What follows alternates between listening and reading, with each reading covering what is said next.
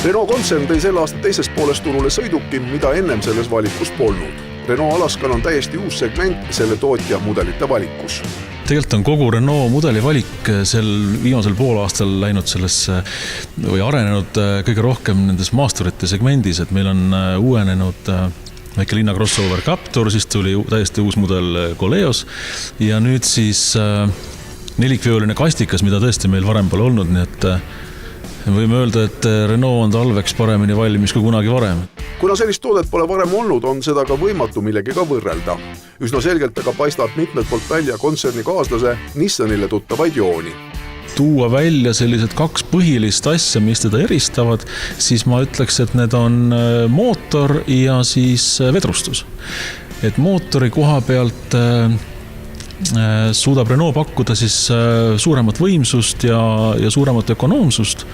Et kui me võrdleme siin konkurentidega, kellel on üldised näitajad, keskmine kütusekulu seal 7 liitrit, siis meil on ta 6,3. Et kui sa võtad 0,7 liitrit 100, eks ole, et mis see siis on? Kui sa arvutad 100 000 kilomeetri peale kokku, siis ta on ikkagi arvestatav mingisugune 800-900 eurot, eks. Et selle eest saab juba mitu jooksu talvereffe näiteks, eks. Et see on üks suur vahe ja teine asi vedrustus, et kui me oleme harjunud siin sellise klassi autodel tavaliselt ikkagi on tühjalt üsna ebamugav sõita, tal on taga tavaliselt lehtvedrud, siis Renault on läinud teist teed ja paigaldanud sinna ka sellise mitmikhoob tagavedrusse, mis on mugav ka üksi sõites, eks. Kui me räägime just sellest, ütleme, veovõimsusest, siis mis on see selline võimalik või lubatud tehase poolt koorem, piltlikult öeldes, mida võib selle auto peale panna?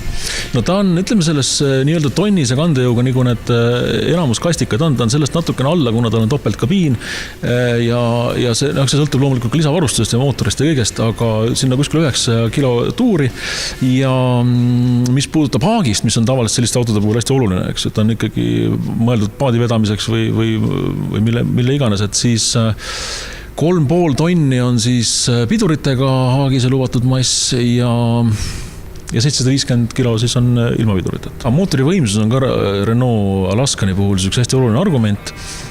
Kui meil siin mõnedel konkurentidel lõpeb mootori võimekus 150 hobujõu juures, siis meil ta tegelikult 160 algab. Ja läheb siis välja kuni biturbo versioonini, millel on 190 hobujõudu juba. Hetkel pakutakse ainult double cab'i ehk siis topeltkabiiniga sõidukeid. Kes võiks olla need kliendid, kelledele selline auto sobib? Tarbesõidukite müügikogemus on Renault väga kõva.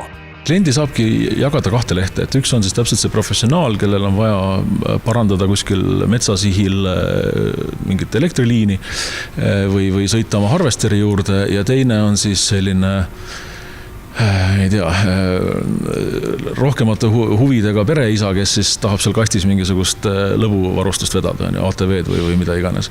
Ja eks see niimoodi ongi jagatav, et kindlasti suurem osa me arvame, et on see professionaalne klient ja Renault selles mõttes küll jah, et me ei ole nagu nelikveolisi selliseid masinaid siiamaani müünud, aga sellest oleme me ikkagi turuliidrid tarbesõidukite osas, nii et kindlasti need kliendi kontaktid ja me pigem võiks öelda, et meie kliendid on sammu oodanud, et me midagi sellist pakuks.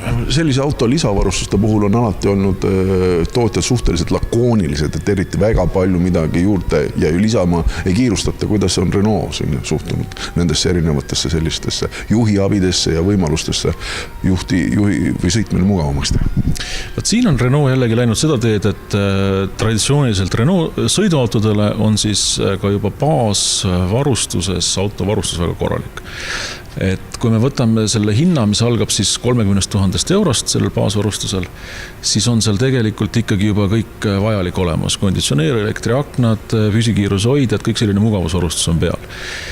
Ja läheb see hinnakiri meil siis kuni 38 000-ni ja seal on siis juba tõeline mugavusvarustus olemas, nahksisu seal mitme kaameraga parkimisabi, automaatne kliimaseade ja kõik muu, mis sellises autos olla võib. Renault Alaskaniga saab tutvuda ja proovisõitu teha kõigis ABC müügisalongides üle Eesti.